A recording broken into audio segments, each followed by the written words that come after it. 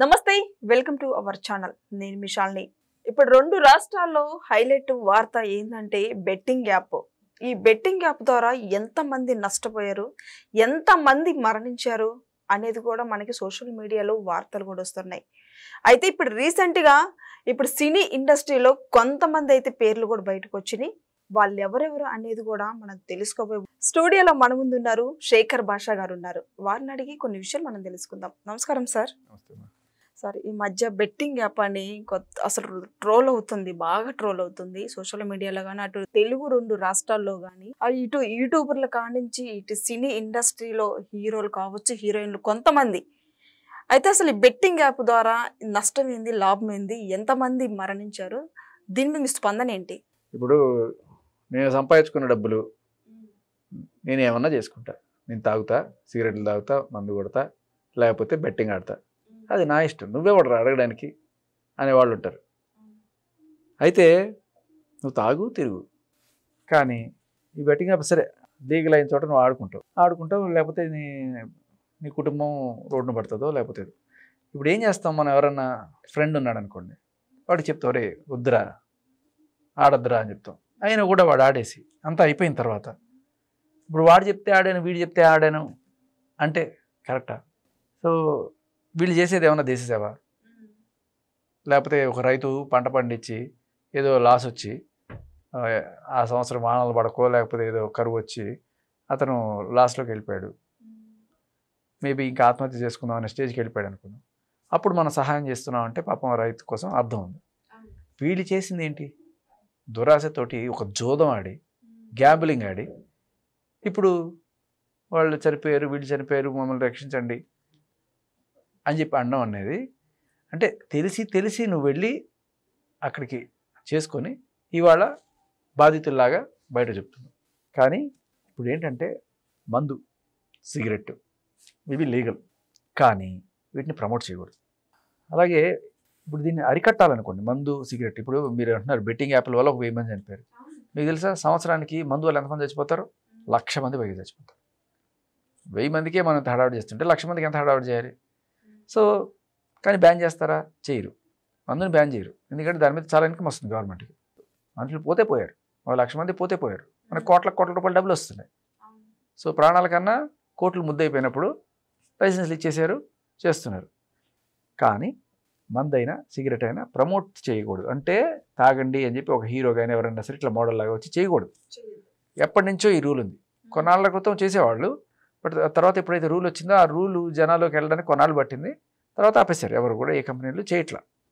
అలాగే బెట్టింగ్ యాప్లు కూడా ఆడుకుని డబ్బులు పోగొట్టుకోవడం నీ ఇష్టం, కానీ దాన్ని ప్రమోట్ చేయకూడదు ఇలాగే అనే ఒక రూలు ఎంత బలంగా అయితే వాటిలో ఎన్ఫోర్స్ చేశారో ఇలా దీంట్లో కూడా ఎన్ఫోర్స్ చేయాలి. ఆ రూలు ఉంది అనే విషయం జనాలకి ఎలా తెలుస్తుంది? ఇప్పుడైతే కేసులు పెట్టడం వల్ల తెలుస్తుంది. బట్ కేసులు పెట్టడం అనేది లాస్ట్ ఆప్షన్ కావాలి. ఫస్టే నువ్వు చెప్పుండాలి కదా. ఎప్పుడు చెప్పావు? ఇప్పుడు పక్క రాష్ట్రంలో లీగలు, పక్క రాష్ట్రం అంటే ఆంధ్ర కాదు, కర్ణాటకనో మహారాష్ట్ర గోవానో ఇట్లా రకరకాల ప్రాంతాల్లో రకరకాల రూల్స్ ఉన్నాయి. ఓన్లీ మన తెలంగాణ ఆంధ్రాలో మాత్రమే ఇవి కంప్లీట్గా బ్యాండ్ అని చెప్పి ఒక చట్టం. అది కూడా ఎప్పుడు 2020లో తీసుకొచ్చారు. 2020లో తీసుకొస్తే అంటే 4 ఏళ్ల క్రితం, 5 ఏళ్ళు కూడా 4 ఏళ్ళు అంతే, 4 ఏళ్ల క్రితం తీసుకొచ్చారు. మరి అంతకుముందు చాలా నుంచి బెట్టింగ్ యాప్లు ప్రమోట్ చేసి చాలామందే ఉన్నారు. ఇవాళ కేసులు పెట్టాక వీళ్ళందరి మీద అందరికీ కోపం వస్తుంది. కానీ కేసులు పెట్టకముందు వీళ్ళు చేస్తున్న దాని విషయం వీళ్ళందరికీ తెలుసు కదా. కేసు పెడితేనే మనిషి చెడ్డవాడా? కేసు పెట్టకముందు చేస్తే చెడ్డవాడు కదా. ఏదైనా చెడే. ఆ రోజే వీళ్ళని గట్టిగా మనం మీడియా అయినా ప్రశ్నించినా, లేకపోతే పోలీసులు అయినా సరే ఇలా వార్నింగ్లో ఏదైనా ఇచ్చినా కూడా ఇవాళ ఎంత దూరం వచ్చేది కాదు. చేయకూడదు అనే విషయం ఎప్పుడు చెప్పావు అనేది చాలా బిగ్ క్వశ్చన్. తెలియక చేసాం. ఇప్పుడు కొన్ని షార్ట్ ఫిల్మ్లు వైరల్ అవుతున్నాయి. ఏంటది? ఒక అమ్మాయి ఎవరో బెట్టింగ్ కాసి బోల్డ్ అని అప్పులు చేసేసి చచ్చిపోవడానికి సిద్ధంగా ఉంటే వాళ్ళ ఫ్రెండ్ వచ్చి కాపాడుతుంది.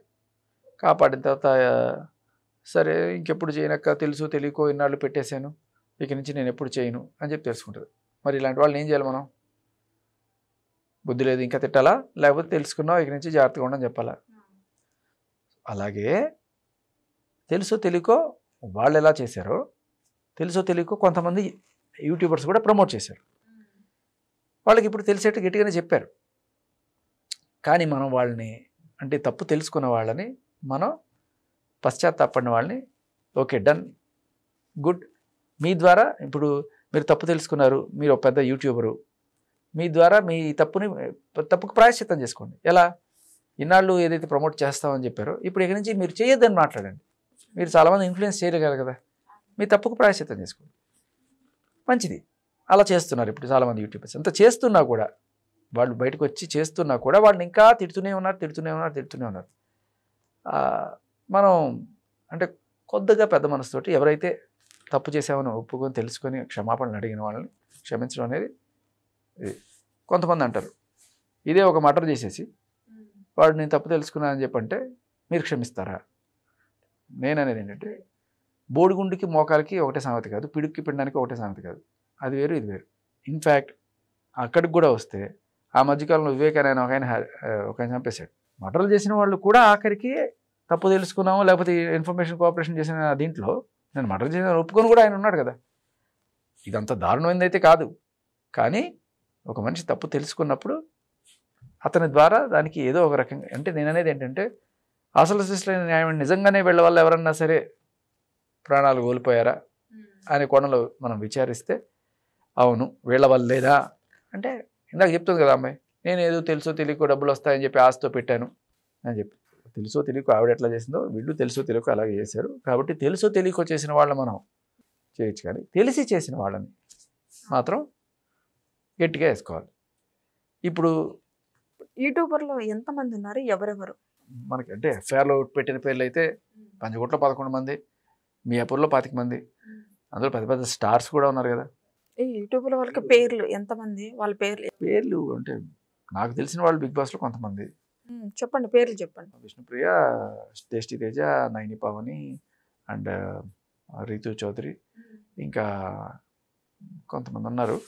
వీళ్ళు ఆల్రెడీ స్టేషన్కి వెళ్ళి వాళ్ళు ఆల్రెడీ పోలీసులు కోఆపరేట్ చేయడం, వాళ్ళకి ఎవరెవరు ఎలా చేయమని అడిగారు అనే విషయాలు వాళ్ళు ఏముంటే అవి పోలీసులతో కోఆపరేట్ చేసి చెప్పారు, దాంట్లో ఏం లేదు. బట్ ఇంకా చాలామంది ఉన్నారు, వాళ్ళ దగ్గర నుంచి కూడా పోలీసులు ఇన్ఫర్మేషన్ గ్యాదర్ చేసి ఈ పెద్ద ఈ రాకెట్ని ఛేదించాలి. అంటే వీళ్ళు ఏముంది జస్ట్ ప్రమోట్ చేసిన వాళ్ళు. ఓ సబ్బు ఉంది, సబ్బు రాసుకుంటే తెల్లగా తలతల్లాడతారంటారు అనుకోండి, కొనుక్కుంటారు, నేను పూసుకున్నాను తెల్లగా కాలేదు అని చెప్పి వాడి మీద కేసు పెడతారు. మధ్యలో హోర్డింగ్లో ఎవరో ఒక అమ్మాయి ఆ సబ్బు పట్టుకుని కనబడుతుంది, ఈఎంఐ కూడా కేసు పెట్టండి అంటే పెట్టాలి కూడా, అది కూడా ఇప్పుడు చట్టం వచ్చింది. బట్ నేను చెప్పేది వాళ్ళని పట్టుకోవాలి, ఈ తప్పు ఈ సబ్బు ఏదైతే చేశారో వాళ్ళని పట్టుకోవాలి. అలాగే దానికి ఉపయోగపడే వాళ్ళు వీళ్ళు. ఇప్పుడు ఏంటంటే మిగతా అనుకోండి పెద్ద పెద్ద కంపెనీలు బయట కనబడుతుంటే వాళ్ళ అడ్రస్ ఉంటాయి, ఆన్లైన్ బెట్టింగ్ యాప్లు అలా ఉండవు. వాళ్ళని పట్టుకోవాలంటే ఇలాగే వెళ్ళాలి దారి. ఎలా ఎవరైతే వీళ్ళకి ఈ కాంట్రాక్ట్లు అప్పగించారో వాళ్ళని పట్టుకుంటేనే వాళ్ళ ద్వారా వాళ్ళ ఫోన్ నెంబర్లు లేకపోతే వాళ్ళ లొకేషన్లు దొరికితే వాళ్ళని వెళ్ళి అడగడమో చేయడమో చేస్తారు. బట్ అగైన్ వాళ్ళని ఎంతవరకు చేయగలరు? వాళ్ళు తెలంగాణ ఆంధ్రాలో ఉన్నారా, అవుట్ ఆఫ్ తెలంగాణ ఉన్నారా? అవుట్ ఆఫ్ తెలంగాణ ఉన్నప్పుడు వాళ్ళు మా లా ఆఫ్ ల్యాండ్ బేస్ చేసుకొని చేసాము అని చెప్పి వాళ్ళని తప్పించుకునే ప్రయత్నాలు చేస్తారా? ఇవన్నీ మనం చూడాలి. ఇవన్నీ పోలీసుల ముందు ఉన్న ఛాలెంజ్లు. అయితే సినీ ప్రముఖులు ఎవరెవరు ఉన్నారు, వాళ్ళ పేర్లు ఏంటి చెప్పండి మరి. అంటే రానా ఉన్నారు, మంచులక్ష్మి ఉన్నారు, ఇంకా చాలామంది పేర్లు వస్తారు. అంటే వీళ్ళందరూ ప్రకాష్ రాజ్ గారి పేరు కూడా వచ్చింది, విజయ్ దేవరకొండ పేరు వచ్చింది. వీళ్ళందరూ కూడా చెప్తున్నారు ఇవన్నీ కూడా లీగల్ అని మాకు చెప్పడంతో మేము చేసాము, బట్ ఇవాళ సడన్గా ఇల్లీగల్ అంటున్నారు. ఏది లీగల్ ఏది ఇల్లీగల్ ఎలా తెలుస్తుంది? ఒకవేళ బ్యాన్ చేస్తే మొత్తం బ్యాన్ చేయండి, మనకి ఎందుకు పబ్లిక్ కానీ హోర్డింగ్లు కనబడుతున్నాయి, మెట్రో రైలు మీద ఇవి కనబడుతున్నాయి. సో ఇన్ని ఉన్నప్పుడు అది బ్యాండ్ అని మేము ఎలా అనుకుంటాం? మీరు గట్టిగా చెప్పాలి కదా, జనాలకి గట్టిగా తీసుకెళ్ళండి అనేది చాలామంది వాదన. మరి ఇందులో హైలైట్ వార్త ఇప్పుడు సుమా అని కూడా ఉందని వార్త వస్తుంది, మరి ఇది ఎంతవరకు వాస్తవం? అంటే చూసిన పేర్లలో ఆ పేరు లేదు ఎఫ్ఐఆర్లో, మరి ఇంకా కొత్తగా వేరే చోట ఏమైనా పెట్టారని తెలియదు. ఇప్పుడు మంచులక్ష్మి మీద కూడా సీరియస్గా ఇప్పుడు వీళ్ళందరూ జైలుకి వెళ్ళే అవకాశం ఉంటుందంటారా, ఉండదంటారా? ఉండకపోవచ్చు, మోస్ట్లీ ఉండకపోవచ్చు. ఎందుకు అంటే 2022లో చేసిన చట్టం ఇది. దీంట్లో ఏంటంటే భారతదేశం మొత్తం మీద ఇంకెక్కడా లేదు ఇలాంటి చట్టం, ఓన్లీ మన తెలంగాణ ఆంధ్రప్రదేశ్లో మాత్రమే ఉంది. మన తెలుగు రాష్ట్రాల్లో అన్ని ఆన్లైన్ గేమ్లు ఆన్లైన్ బెట్టింగ్ యాప్లని బ్యాన్ చేసినట్టు, వాటిని ప్రమోట్ చేయకూడదు అనే చట్టం ఉంది. కాకపోతే ఇది జనాలకి చాలామందికి తెలియకపోవడం వల్ల చేసింది. అయితే ఇది చేసిన తప్పుకి శిక్ష ఏంటి అంటే 1 సంవత్సరం వరకు జైలు శిక్ష లేదు జరిమానా. సో జనరల్గా జరిమానానే వేసి పంపిస్తారు. రిపీట్ అఫెండర్స్ ఎవరైతే ఉంటారంటే ఒకసారి ఇలాంటి కేసు అయ్యి కూడా మళ్ళీ చేశారనుకోండి బయటకు వచ్చి, అప్పుడు శిక్ష పడుతుంది. జనరల్గా జరిమానా ఉండే ఇది ఆదాయ ప్రకారం. సో ఈ చట్టం ప్రకారం పెట్టారా లేకపోతే వేరే చట్టం ప్రకారం పెట్టారా అనేది కూడా మనం చూడాలి. ఎందుకంటే ఈ చట్టం 2022లో వచ్చింది, బట్ పెట్టిన సెక్షన్లు కొన్ని వేరే ఉన్నాయి. 318 ఇట్లాంటివి పెట్టారు. దాంట్లో ఏంటంటే 3 ఏళ్ల వరకు జైలు శిక్ష లేదు జరిమానా, ఫైన్. సో ఏదైనా ఉండొచ్చు. జనరల్లీ ఫస్ట్ టైం వాళ్ళకి ఫైన్ వార్నింగ్ ఉంటుంది, సెకండ్ టైం చేస్తే ఇది ఉంటుంది. మనకి ఇప్పుడు బెట్టింగ్ యాప్ ద్వారా వార్తలు అయితే వస్తున్నాయి కదా, ఈ రోజు ఐపీఎల్ మ్యాచ్ స్టార్ట్ అవుతుంది అంటే సాయంత్రానికి స్టార్ట్ అవుతుంది. సో దీని ద్వారా ఏమైనా బెట్టింగ్ పెట్టే అవకాశాలు కూడా ఉన్నాయంటారా లేదంటారా? ఎందుకంటే ఆల్మోస్ట్ ఇప్పుడు జరుగుతుంది బెట్టింగ్. దీని మీద మీరు ఏం చెప్తారు మరి? నిజంగా చిత్తశుద్ధి ఉండి ఈ బెట్టింగ్ యాప్లను ఆపాలి అనుకుంటే ఈ 4 ప్రమోటర్లను పెట్టినంత మాత్రాన వాళ్ళు ప్రమోట్ చేయడం అవుతుంది. ఇప్పుడు మందు తాగండి అని చెప్పి ఎవడు ప్రమోట్ చేయక్కర్లా. సరే అలాంటి ప్రమోట్ చేసేవాళ్ళు లేరు ఇప్పుడు. అయినా మందు తాగడం ఆగిందా? తాగేవాడు కొనుక్కు శుభ్రంగా తాగుతున్నాడు, చచ్చేవాడు చూస్తున్నాడు. అమ్మేవాళ్ళు మాత్రం శుభ్రంగా అమ్ముకుంటున్నారు కదా. సో మందు తాగడం ఎలా లీగల్ అయిపోయి ఇలా చేస్తున్నారు, అలాగే ఇప్పుడు ఈ బెట్టింగ్లా ఆడుతున్న వాళ్ళు ఎవరైతే ఉన్నారో వాళ్ళని కనుక పట్టుకొని ఒక 4 కేసులు పెట్టడం కనుక చేయగలిగితే ఒక గట్టి మెసేజ్ సొసైటీలో పంపించచ్చు. అమ్మో మనం బెట్టింగ్ చేసామంటే మనం లోపలేస్తారు రోయ్, మనం ఇక చేయొద్దు అని ఆ భయం రావాలి. అప్పుడు వాళ్ళు మనం ఆపడానికి ప్రయత్నించాలి. అంతేగాని జస్ట్ ఇలా 4 మీద ఇన్ఫ్లుయెన్సర్స్ మీద కేసు పెట్టడం వల్ల ఇన్ఫ్లుయెన్సర్స్ ఆగుతారు ప్రమోట్ చేయకుండా, కానీ ఆడేవాడు వాడిని ఆపాలంటే ఇదే దారి. అండ్ అలాగే వీళ్ళతో పాటు ఆడించేవాళ్ళు వాళ్ళని పట్టుకోవడం అనేది చాలా ఇంపార్టెంట్.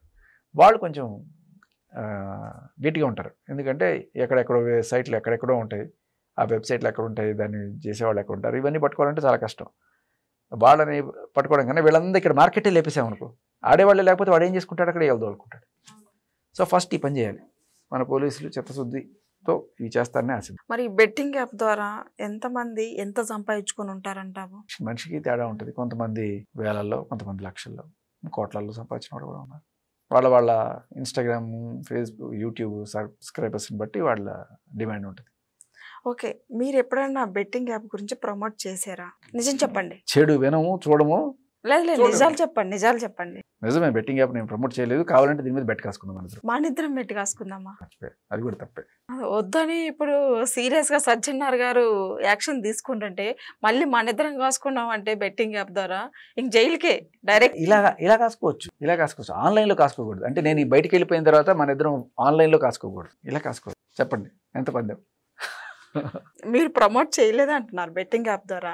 మరి పంజాగుట్ట పోలీస్ స్టేషన్కి ఎందుకు వెళ్ళారు? పంజాగుట్ట పిఎస్కి ఎందుకు వెళ్ళానంటే మన విష్ణుప్రియ అండ్ టేస్టీ తేజ వీళ్ళిద్దరూ కూడా ఎఫ్ఐఆర్లో ఉన్నప్పుడు వాళ్ళు కొంచెం కంగారు పడుతూ సరే పోలీస్ స్టేషన్కి వెళ్దాం అనుకున్న టైంలో వాళ్ళకి ఏంటంటే మీడియా అంతా ఉన్నారు కదా, వెళ్ళడానికి కొంచెం భయంగా ఆగారు. అక్కడే దగ్గరలోనే ఉండేవాళ్ళు, పంజాగుట్టకి దగ్గరలోనే ఉండే. కానీ ఆ మీడియా చూసి, ఆ హడావిడి చూసి మళ్ళీ ఇప్పుడు వెళ్తే మనకి ఏదో తమ్నైల్స్ ఏదో హెడ్డింగ్లు పెట్టేస్తారని చెప్పి ఆగారు. సరే 2 రోజులు టైం తీసుకుందాం అని చెప్పి అడగడానికి నేను వెళ్ళి వాళ్ళ తరపున అడిగా. సో ఇప్పుడు వాళ్ళు రావడానికి సహకరించడానికి రెడీగా ఉన్నారు సార్, కానీ ఈ హడావిడి చూసి వాళ్ళు రావడానికి భయపడుతున్నారు, ఏంటి పరిస్థితి అంటే సరే ఒక 2 రోజుల లోపల వస్తారంటే సరే అన్నారు. అదే విషయం నేను కింద మీడియాకి చెప్పాను. అంతకుమించి నేను ప్రమోట్ చేయడం వల్ల అక్కడ లేను. మరి ఇందులో విష్ణుప్రియ ఫోన్ సీజ్ చేశారు, ఎందుకు చేశారు? మరి అబద్ధం, విష్ణుప్రియ ఫోన్ ఏం సీజ్ చేయలేదు. చేశారని వార్తలు వస్తున్నాయి కదండి. అబద్ధం. నేను తర్వాత విష్ణుప్రియకి ఫోన్ చేశాను, మాట్లాడాను. అంటే ఎన్ని ఫోన్లో ఉండొచ్చు కదా, 1 నుంచా 2 వచ్చా 3 ఉండొచ్చు. సీజ్ చేశారంటే తను చెప్పిన మాట సీజ్ చేయలేదు. చేయలేదా? మరి సీజ్ చేశారని చెప్పి వార్తలు వస్తున్నాయి. వార్తలు వాళ్ళు లోపల పోలీస్ స్టేషన్కి వెళ్ళి బయట కూర్చొని ఇట్లా రాస్తారు. విష్ణుప్రియ ప్రమోట్ చేస్తున్నానని అంటే బెట్టింగ్ యాప్ మీద ప్రమోట్ చేస్తున్నానని మీకు చెప్పిందా? మరి ఇప్పుడు చేసేటప్పుడా?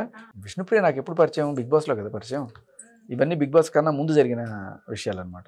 నాకు చెప్పిన మాట అయితే విష్ణుప్రియ కాదు, బిగ్ బాస్ టీం కూడా ఇక నుంచి ఏ బెట్టింగ్ యాప్లు ఎవరు ప్రమోట్ చేయరు, అదైతే గట్టిగా అనుకున్నారు. Okay, thank you.